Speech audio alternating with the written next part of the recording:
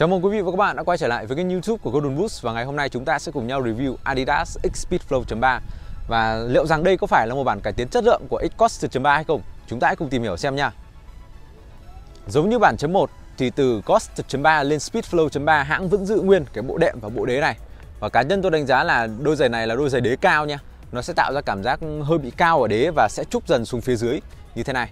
Chứ nó không phải là một dạng đế thấp như là anh em chơi Mizuno hay là Mercurial đâu nha.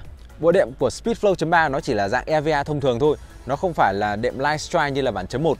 Nó sẽ kém êm, kém mềm, kém lún hơn. Nhưng mà thực sự khi đi trên chân thì X Speedflow 3 nó sẽ đem lại một cảm giác là ít trông chênh hơn là X Speedflow 1.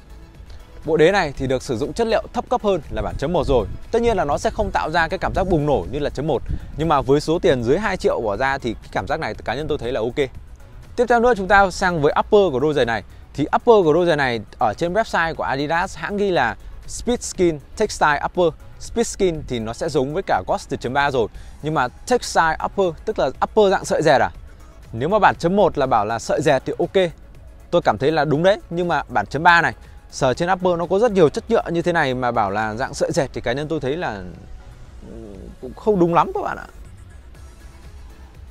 Nhưng mà thật ra thì nếu như mà nhìn kỹ vào cái upper này thì các bạn có thể nhìn thấy là những cái dạng sợi dẹt nó sẽ chạy dọc theo từng cái đường gân này. Và như các bạn có thể thấy ở đây là không phải là một cái cấu trúc sợi dẹt bao kín lấy toàn bộ upper, mà nó là sợi dẹt thành từng hàng một các bạn ạ. Như các bạn có thể thấy ở đây là có những đường màu cam dọc theo thân giày. Ở giữa những cái đường màu cam đó thì nó sẽ có hai đường màu trắng xám nho nhỏ chạy ở đây.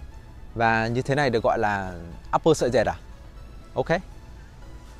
Điểm khác biệt lớn nhất giữa Ghost 3 và Speedflow 3 là ở đôi giày này nó đã có một cái lớp lót trong khá là dày dặn các bạn ạ. Ở Ghost 3 thì cá nhân tôi cảm thấy là không biết cái đấy có được gọi là lớp lót trong hay không, hay là chỉ là một cái lớp chất liệu của upper nó được gia cố lại bằng cái sự sần nhám ở bên trong. Những trận đầu tiên thì ở phía trong của X Ghost 3 là cảm giác nó như một tờ giày nhám vậy, đi khá là rát chân. Và với một số anh em thì có thể là có khả năng bị rộp cái phần ngón út này lên nữa. Nhưng mà tình trạng đó sang tới X Speedflow 3 thì sẽ hết rồi nha. Bởi vì cái lớp lót trong này nó mềm, nó mịn, nó mượt vô cùng các bạn ạ. Nhưng xen vào đó là vẫn sẽ có những cái sự ma sát ở bên trong cái upper giày này nha. Nó sẽ không tạo ra một cảm giác là trơn trượt gì đấy trên upper đâu. Nhưng mà một điều rõ ràng phải công nhận rằng thì upper của X Speedflow 3 khi mà sờ tay hay là xỏ vào cũng vậy, nó sẽ dày dặn hơn là Ghost 3 anh em ạ. Bên cạnh đó thì ở phần thân giày đây anh em có thể thấy là upper dạng xuyên thấu. Nó là cái lớp lót trong của đôi giày và nó được cắt đục ra thành những cái lỗ ở đây để cho các bạn có thể nhìn thấy được bên trong. Và đồng thời thì cái kết cấu như thế này nó cũng sẽ làm giảm trọng lượng của đôi giày nữa. Và cá nhân tôi nghĩ rằng thì cái chất liệu như thế này, nó dày dặn như thế này thì khả năng giữ form của nó có lẽ là sẽ ok hơn và rõ ràng hơn là ở trên Speedflow 1. Lưỡi gà của đôi giày thì cũng khá là quen thuộc rồi. Nó vẫn là cái lưỡi gà mà từ X19.3, X Ghost 3 xong bây giờ lại sang Speedflow 3. Nó vẫn là dạng lưỡi gà này anh em ạ. Cá nhân tôi đánh giá là dễ dãn, dễ xỏ, cực kỳ ưng ý luôn. Một điều thú vị nữa ở X Speedflow 3 là cái lớp lót gót này anh em ạ. Và cá nhân tôi cảm thấy là nó được làm khá là dày dặn hơn là Ghost 3 các bạn ạ. Các bạn nhìn như này, move chưa? Move rụp luôn các bạn ạ. Và rõ ràng là khả năng về việc mà xước gót chân nó sẽ ít hơn là Ghost 3 nha. Và không biết những anh em nào mà đã trải nghiệm Speedflow 3 một thời gian rồi, và nếu như anh em có bị xước gót hay không thì hãy cho tôi biết với nha. Cá nhân tôi thấy rằng là cái chất liệu làm lớp lót gót của Speedflow 3 nó giống với cả Speedflow 1 anh em ạ, và thậm chí còn được đệm dày hơn. Thế nên là cũng rất mong là tất cả mọi người chơi đôi giày này thì sẽ không còn ai là bị xước gót nữa, sẽ không còn ai mà có ác cảm với cả đôi giày này. Khi mà xỏ chân vào X Speedflow 3 thì cảm giác ở dưới lòng bàn chân nó cũng khá là giống với Ghost 3 anh em ạ, bởi vì cấu trúc nó vẫn vậy mà. Còn sang tới phần upper thì cá nhân tôi cảm thấy là upper này nó có một cái lớp lót trong mịn màng, mượt mà, thế nên là xỏ chân vào cũng dễ hơn.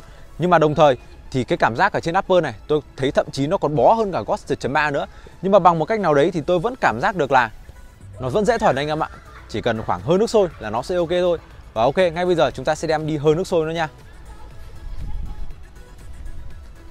Nhiều anh em hỏi hơi nước sôi như thế nào và hơi bao nhiêu là chuẩn, kỹ thuật hơi như thế nào thì sau đây tôi sẽ xin phép được nói lại nha. Thứ nhất là anh em đun một nồi nước cho hơi nước nó bốc lên.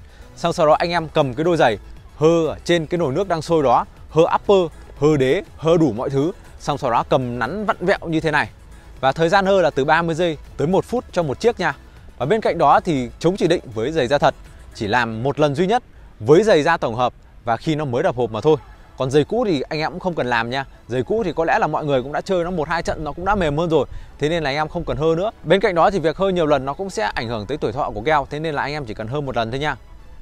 Xong sau đó khi mà hơ xong, upper nó còn đang ấm nóng, anh em hãy xỏ chân ngay vào đôi giày và đi lại trong nhà tầm từ khoảng 10 đến 15 phút nha. Và cá nhân mình thấy là chỉ cần như thế thôi là đôi giày nó đã giãn theo form chân của anh em khá là ok rồi đấy. Hơ nước sôi xong rồi các bạn ạ. Và cảm giác khi hơ nước sôi xong thì cá nhân tôi cảm thấy rằng là ok, nó mềm ra. Và đúng thật là nó đã mềm ra một cách hoàn toàn rồi. Chân tôi đi vào không còn cảm giác bị bó tức, không còn cảm giác bị cứng cứng như là khi mới đập hộp nữa. Mà thực sự là có lẽ là đã đem ra sân chiến luôn được rồi. Và bên cạnh đó thì nếu mà nói về cảm giác magic như là của X-Ghost 1.3 thì Speedflow nó không có. Mấy hôm nay thì anh em cũng hay hỏi ra là cái cảm giác magic của Ghost 1.3 chính xác đó là cái gì. Thì ok thì nó là sự mềm mại. Nhưng mà thực sự cái magic ở đây mà tôi muốn nói tới, đấy chính là cái sự thay đổi. Cái lớp upper của Ghost 1.3 trước và sau khi hơ nước sôi, ban đầu thì nó có vẻ cứng cáp, nó nhám nhám và nó như một tờ giấy nhám vậy các bạn ạ. Nhưng mà sau khi hơ xong thì nó lại vừa mềm oặt luôn các bạn ạ. Nhưng mà ở X-Speedflow 3 này thì chúng ta sẽ không có được cái cảm giác kiểu siêu mềm đó. Bởi vì cái lớp lót trong này nó cũng hơi dày dặn. Và tôi cảm thấy là ok, nó mềm thôi. Chứ còn kiểu siêu mềm như là Ghost 1.3 thì cá nhân tôi thấy là không có. Nhưng mà dù sao đi nữa thì nó vẫn sẽ thỏa mãn được anh em nha. Nó vẫn sẽ mềm và nó vẫn sẽ kiểu giãn theo form chân của anh em một cách rất là hợp lý. Nhiều anh em hỏi rằng là nếu mà hơ rồi mà vẫn có cảm giác cứng thì sao? Thì cá nhân tôi khuyên là vẫn chỉ nên hơ một lần thôi. Em hơ một lần xong nó sẽ không còn cứng như ban đầu nữa. Còn nếu anh em vẫn thấy cứng thì hãy thuần một cách thông thường nhất, đó là xỏ vào và đem ra sân đá. Và cá nhân mình nghĩ rằng là nó sẽ chỉ cần khoảng một thời gian ngắn nữa thôi là anh em có thể thuần được đôi giày này. Upper này sau khi thuần rồi thì cũng rất mềm mại và có giãn. Anh em chân thon đi vẫn cứ là ok. Còn chân bè thì thuần một thời gian là ổn hết. Chân tôi ở thời điểm hiện tại thì xỏ vào rất dễ, cảm giác mềm mại. Nhưng nếu so với X-Ghost 1.3 thì nó không mỏng bằng. Bề mặt upper phía ngoài sẽ không mềm bằng. Nhưng cảm nhận của chân từ trong ra ngoài vẫn cứ là xuyên suốt và mịn mượt. Không phải thuộc dạng quá cứng và khó thuần đâu anh em ơi. Chất liệu này tôi đánh giá nó sẽ không có khả năng bị bay rão quá mức được. Sẽ không có tình trạng quá mềm khiến anh em phải lo lắng đâu nha. Nó vẫn có một sự chắc chắn, một độ lì lợm nhất định trên upper. Vậy nên khi chạy nhanh phanh gấp thì sao? Liệu tình trạng có xảy ra như chấm 1 thì cá nhân tôi đánh giá là chỉ khi chạy nhanh hết mức và phanh gấp một cái thì sẽ có một chút sự xô lệch. Nhưng mà dù sao đi nữa thì đây vẫn là đôi giày nó sở hữu một cái lót trơn trứ danh của nhà Adidas. Thế nên là sự xô lệch của bàn chân là điều dễ hiểu. Nhưng chất liệu upper này ôm khá chắc. Thế nên cá nhân tôi nghĩ tình trạng đó nó sẽ không đem lại cảm giác ối rồi ôi như chấm 1 đâu. Nhưng mà dù sao đi nữa anh em sắm đôi tất chống trơn hay là thay lót Mizuno để bám rít hơn thì nó vẫn cứ là ổn áp. Bộ đệm này êm vừa đủ và không chông chênh, còn khá là vững chãi nữa theo quan điểm của tôi. Nên anh em nào muốn test thử đế cao hay là mới chơi giày hãng thì đây là một sự lựa chọn hợp lý nha. Chạy thì khá phê vì có bộ đế êm ái, rất bon chân. Nhưng đàn hồi sướng như chấm 1 thì không bằng. Độ bám sân có lẽ vì một chất liệu khác, ít đàn hồi và cứng cáp hơn nên cảm giác cũng bám hơn chấm 1 luôn. Tôi đi quay và đá đôi này đa số ở sân có mưa nhỏ hoặc là vừa mưa xong nhưng không ghi nhận tình huống trượt chân nào cả. Về sút bóng thì ưng lắm. Ôm khít chân như thế này ai mà không mê cho được. Kể cả chích mũi cũng rất ổn luôn. Nhưng có lẽ anh em sẽ cần thời gian làm quen vì nếu như anh em đang đi đế thấp quen, sang đôi này hay những đôi đế cao khác nó sẽ không mắc pinh được khi sút.